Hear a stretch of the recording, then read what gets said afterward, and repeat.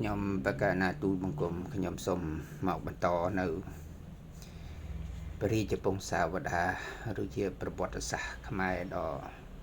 ដ៏មានភាពល្វីងជូរចត់ជាបន្តទៀតបន្ទាប់ពីព្រះសត្ថាធិរាជ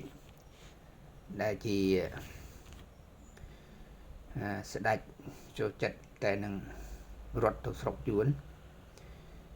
ហើយក៏មានមនោគមម្យ៉ាងក៏ដែលគេបំពក់បានជោគជ័យច្រើនឆ្នាំណាហើយបន្តតកូលតាំងពីឪពុកមកដល់កូនឥឡូវនេះបានអស់បច្ចុប្បន្នទៅហើយដោយយួនបានដោយលោកអុកញ៉ាអុកនេះបានដឹកនាំកម្លាំងទៅវាយបង្ក្រាបលោករហូតដល់ភៀសខ្លួនទៅស្រុកយួនvậy ប៉ុណ្ណឹងលោកអត់មកចូលជាមួយខ្មែរទេណាសុខចិត្តភៀសទៅជាមួយទាហានយួនដែរមិនភៀសត្រួតបួលទេតាមមើលប្រហែលពួកមន្ត្រីរាជការគេចាប់ដើម្បីធ្វើជាកូនអុកសម្រាប់យកព្រៀបអីចឹងតែចៃដន្យអីដោយ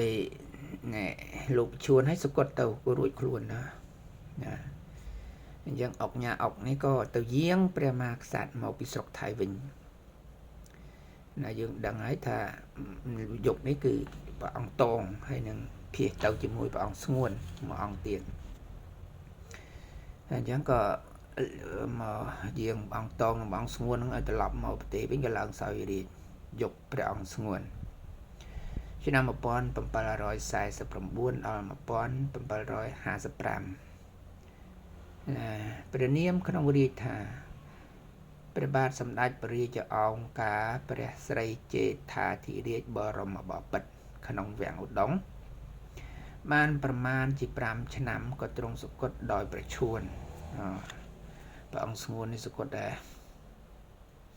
ព្រះរាជវង្សានុវង្សក៏ជ្រើសរើសព្រះអង្គតងឲ្យស្នងរាជជាបន្តមកទៀតហើយព្រះអង្គតងណាអត់ដែលបានប្រយោជន៍អីទេសូមអភ័យទោសគឺបានន័យថាលោករាជលោកហ្នឹងបានតែធ្វើឧបរាជទីព្រះអង្គតងតែតាចូលឲ្យក្រុងរាជតែមើលយ៉ាងយកព្រះអង្គតងរាជលើកទី2នេះឆ្នាំ1756ដល់1757មួយឆ្នាំទៀតដែរ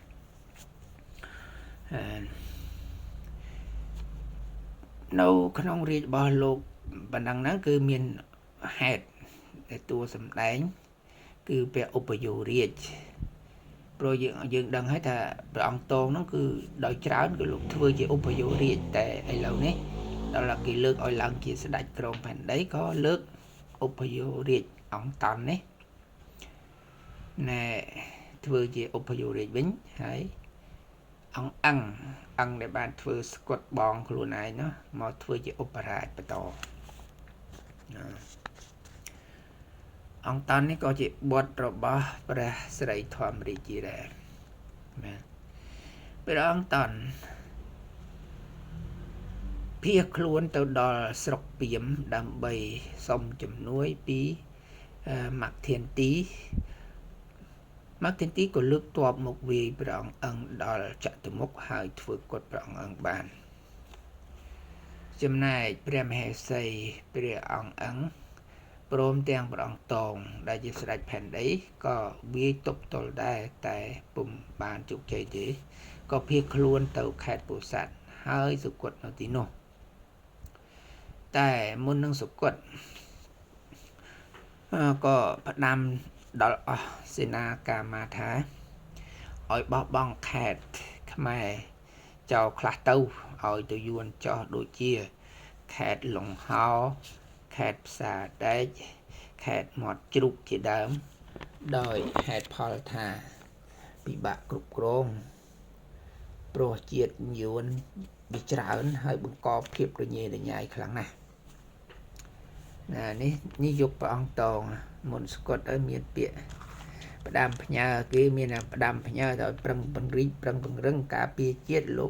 ប្រឹងបោះបង់ជាតិទៅវិញទេអ្នកស្ដាប់នោះក៏ចេះតែស្ដាប់ដែរណោះnhưng mà mấy cô tay chân tôi biết người đi chụp bông sao và đa đi ca ma đứa có កូនក្មួយទៀតមកកណោហ្នឹងក៏មិនចាត់បញ្ជាទៅធ្វើទៅវាអត់មានស្រួលទេវាពិបាកតែរហូតហ្នឹងក៏ប៉ុន្តែជាយាមទៅពុះពៀទៅវាគង់តែបានជោគជ័យដែរបាត់ហើយលេងទៅផ្ដាំអញ្ចឹងហើយអ្នកទទួលធ្វើបែបធ្វើតាមដែរមើលទៅនេះគឺយកប្រងតងចឹងថាព្រះអង្គសត្ថានោះទៅពេលព្រះអង្គសត្ថាឲ្យព្រះអង្គតងនេះផ្សេងគ្នាណាព្រះអង្គសត្ថាលោកចូលចិត្តទៅយួនតែព្រះអង្គតងនេះទៅតែថៃទេអត់ដែរទៅយួនទេទៅតែសៀមស្ដេចសៀមទៅតាំងជាមួយបងលោកដែលជាព្រះធម្មរាជាស្គត់ហើយតែឥឡូវស្គត់ហើយប៉ុន្តែសូមសរុបជាបញ្ចប់សេចក្តីថាទុកដែរហើយមិនមែនបញ្ចប់អីទេបញ្ចប់ថងថាបរិជាគ្រប់បរិជាទាំងអស់គឺមានការតម្កល់អធិធាតុនៅនឹងភ្នំបរិជាទ្រព្យណាអញ្ចឹងហើយអស់លោកជាបន្លកព្រលឹងជាតិទាំងអស់ប្រសិនបើដល់រដូវកាលពេលវេលាហេមន្សន្តរដូវភ្ជុំចូលឆ្នាំកឋិនអីចឹងណាយើងអាចមានឱកាសក៏បបួលគ្នាទៅ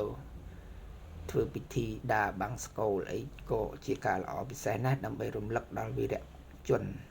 ឬវីរៈពុព្វជនជាក្សត្រជាមហាក្សត្រជាស្ដេចមន្ត្រីសិទ្ធិកហបតីអីច្រើននៅក្នុងភ្នំបរិជាទ្រព្យនេះគឺជាទីប្រជុំចុះរបស់អ្នកបណ្ដាមានយសស័ក្តិតែម្ដងណាអញ្ចឹងបានកើតជាមានចេតិយជាច្រើនកន្លែងហ្នឹងដោយសារ